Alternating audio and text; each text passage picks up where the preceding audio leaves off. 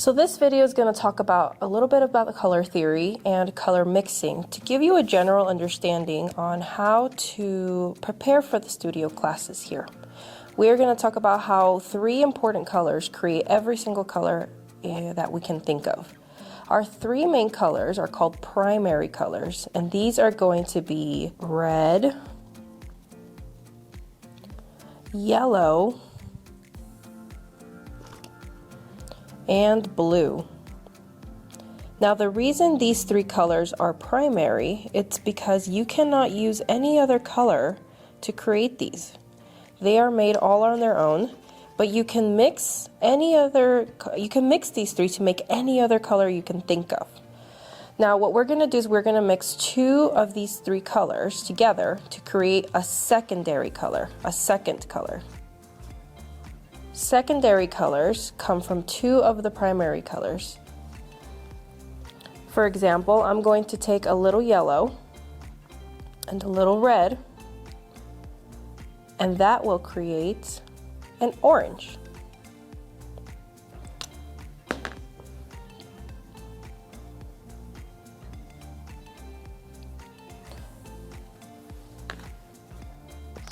You can create different shades of orange by adding a little extra yellow,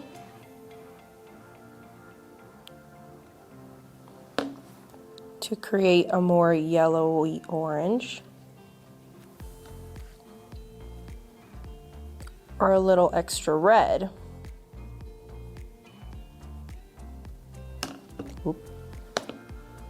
to create a more red orange. Let's pick two other colors to create a secondary. I am going to mix a little yellow and blue now, and that will make green.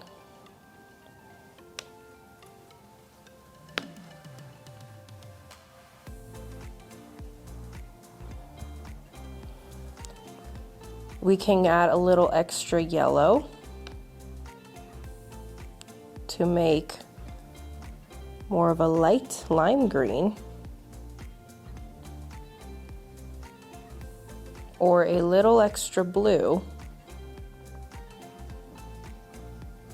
to create more of a dark forest green. The last combination will be some red and blue, and that will make purple.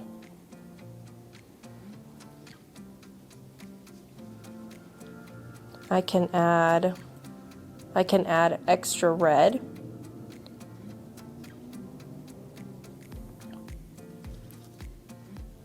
to make more of a reddish purple, almost like a burgundy. I can add extra blue to create more of a dark, more intense purple. And those are our primaries and secondary colors. Now, what happens when we combine a secondary color and a primary color that do not belong together? That is called complementary colors. Complementary means they are opposite colors. We take 2 primary colors to create a secondary, and the 3rd primary color that was not mixed with it is its complementary color. We have red and green as complementary. We have blue and orange as complementary. And we have yellow and purple as complementary. When we combine these colors, we can make different shades of browns and grays. And that's where all the colors come from. Let's give an example. I'm going to mix a little bit of red and green together and get different shades until I reach a gray color. I'm going to grab a little red, mix it into my green,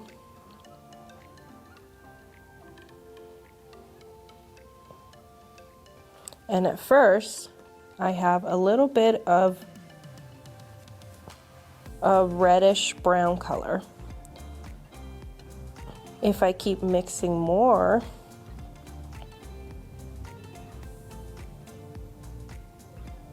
we begin to get more of a brown color.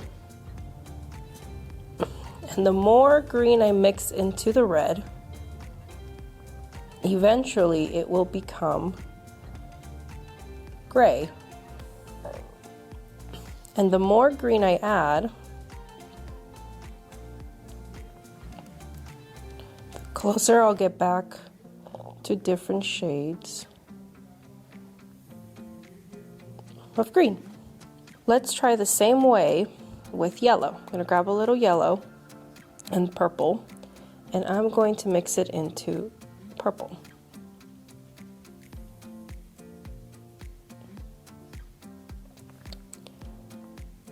At first we have a very yellow brown tone, but the more purple I add to the yellow, the more brown we get, until eventually we reach gray, just like the first time. Then the more purple I add, the closer I begin to get to the more purple shades, until I'm back to my original colors. Let's try the final combination, which is orange and blue. I'm going to grab a little blue and begin mixing it into orange. First, we have a very blue, darker shade, and the more orange we add, the more brown, and eventually gray again we get. If I keep adding orange, I will begin to come back towards my original orange color.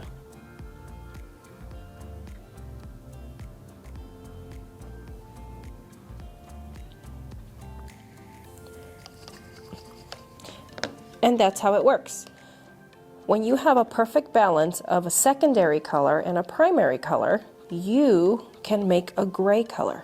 You completely dull them down, neutralize them, and they are gray. When they're unbalanced, you can get different shades of browns and different shades of different colors to create all kinds of variations of color. Now let's say you want to brighten or darken these colors a little more than their original shades. Those are called tints and shades. When you tint something, it means you add white. I am going to try some. We are going to do a little white and pick a color. I'm going to make a light orange. Now we have a lighter orange by adding some white. Let's try another one. I'm going to lighten one of my brown colors. And now I have a lighter brown color. You can use the whites to help create all kinds of light shades and skin tones. And you can use some black to create all kinds of darker tones. Let's try a black. I'm going to grab a little black and mix a different color. I'm going to make some red with black.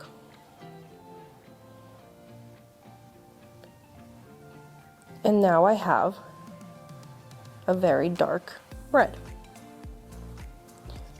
Let's try another one. I'm going to do a little black with a brown color.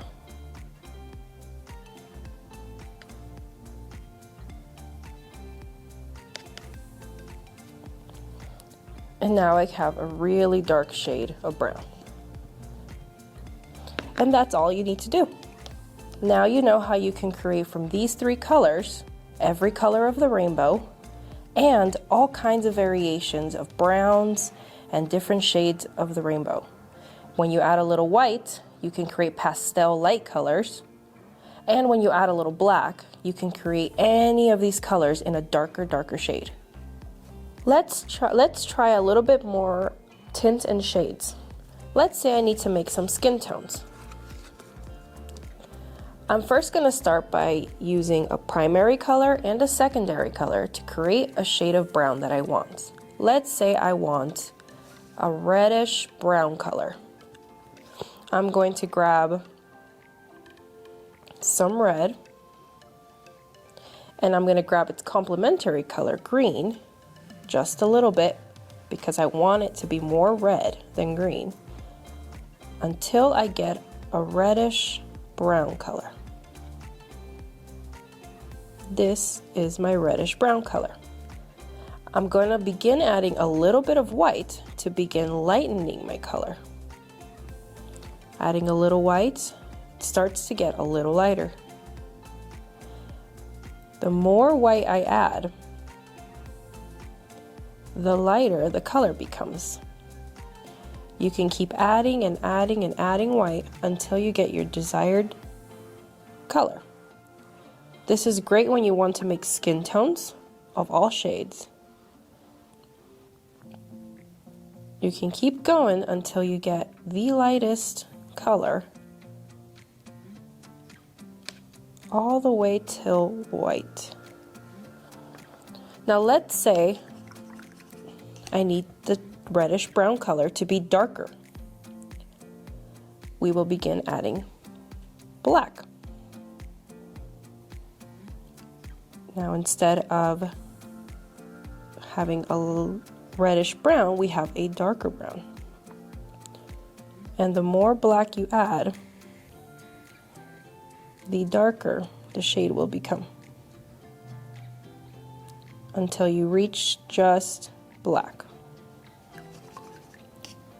When you add white, you're tinting your color.